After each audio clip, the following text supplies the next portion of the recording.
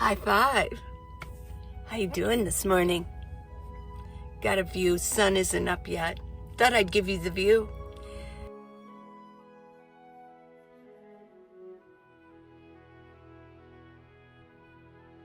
You know that sound your phone makes when you're just starting to fall asleep.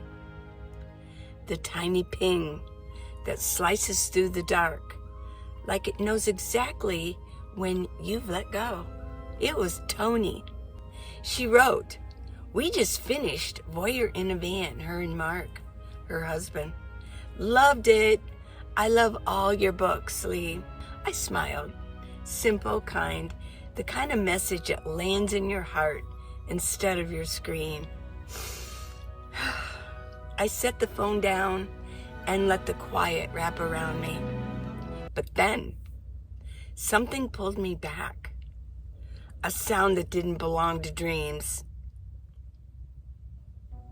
A soft knock on the window. Not loud, just that uncertain, testing kind of knock nomads know all too well. Like someone making sure you're real before they decide what to do next. I held my breath. Another knock.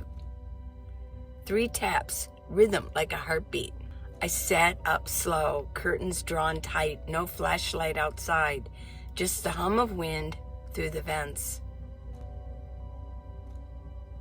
Then, from the corner of the van, the faint click of my camera turning on, the red light blinking.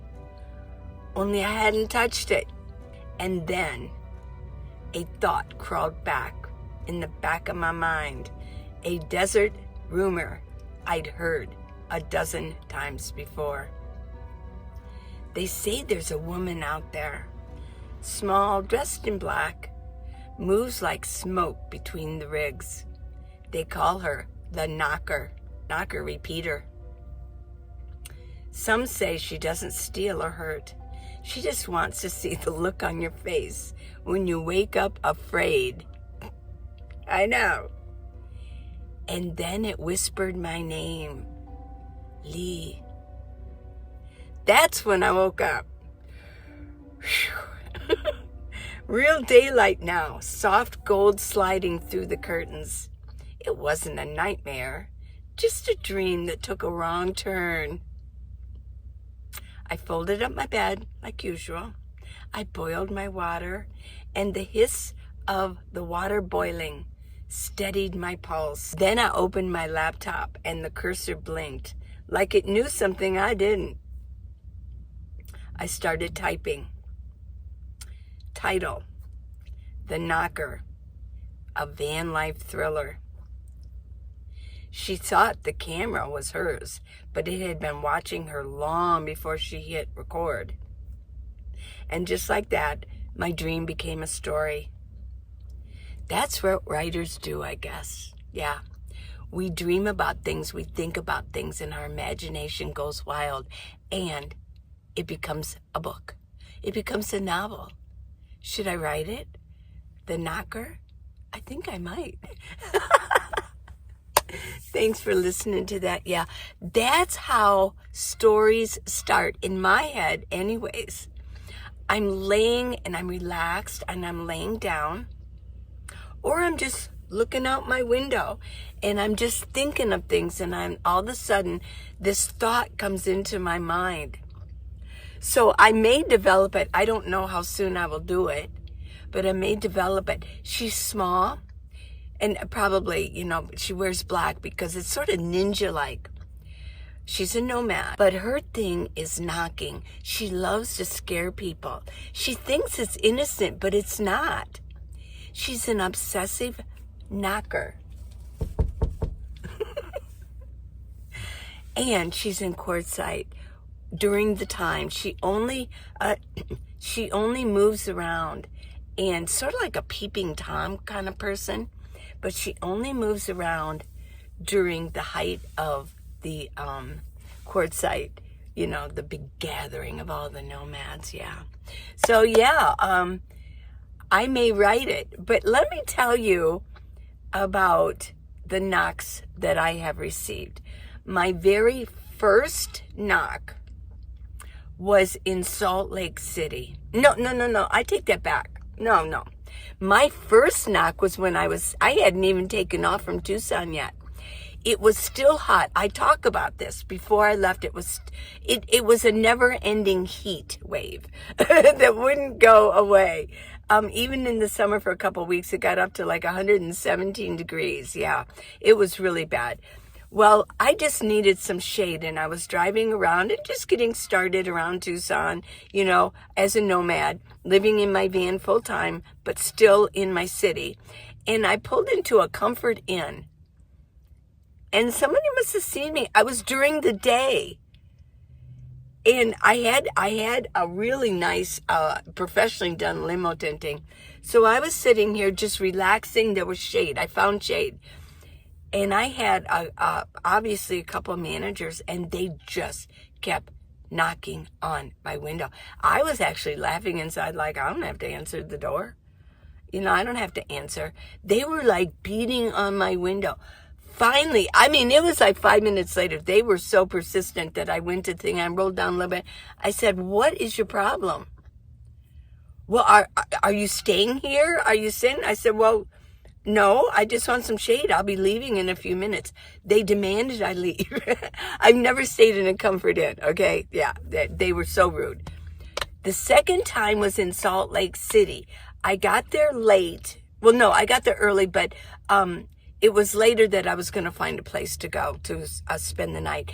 And I saw a Love's, but this Love's was inside the city. I'd never seen anything like it. Usually they're truck stops. This was not a truck stop. This was more of a convenience store. And I was sleeping, and it was around 11:30, and I got the knock. And he was going around knocking on everybody's window and said that you can't stay here for the night. And I asked him, I said, "Well, I don't drive very well in the night. Is there any way?" He goes, "Nope, you got to go." He was nice about it. So I moved, and I found another place. Oh, okay. Yeah. The other time that I had the knock it was a year I really, I stayed in one area the whole time. Not the one that I use now. I stayed in one area the whole time. All winter.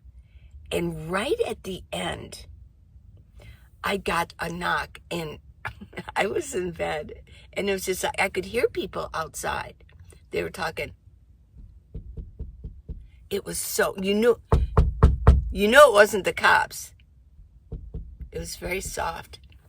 And I just I didn't answer the door. I didn't answer it all. And finally, they went away. They weren't persistent. But those are the times that I've gotten knocks. So, yeah. There could be like an obsessed knocker out there in van life, a van life thriller. We'll see if I write it. But those are how my ideas come about. They click into me, and then my mind goes crazy with it. Well, wait a minute. And I actually went as far as to say, but in her escapades, that sometimes she will hide under, if they're really quick to open the door, she'll go under the van and hide under there with her black outfit. But then she sees something. One night she sees something she should not have seen.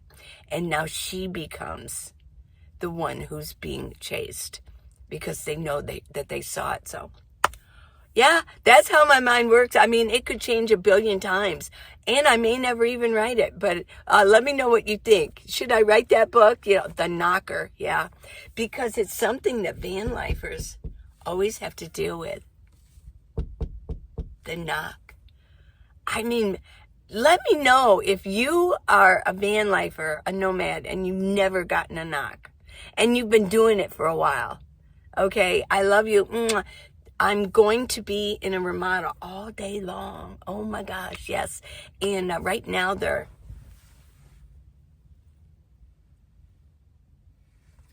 they've washed it and getting it ready. So I've got all day, and I've got my family going to come and just spend an hour with me. We're going to walk around the park a little bit and maybe sit around and chit chat. Maybe they might bring something for me to eat. Who knows? We'll see if they bring me a surprise. So I will see you this afternoon, okay? I love you guys. I hope you liked my little story. I was trying to be dramatic. How did I do? Bye. Oh, Voyeur in a Van. That's the one. Tony actually did text me. And I saw it. I wasn't falling asleep yet, but so text me anytime, Tony. But it did crop up, and I thought, oh my God. She says, Mark and I just finished Voyeur in a Van. We loved it. It is a good book. It's got some really nice, fun characters in it. But it does have a little message. You do have to be careful out there in van life. And she says, I love all your books. So all of this, and I started to fall asleep, and all of this came to my mind. Okay? Bye.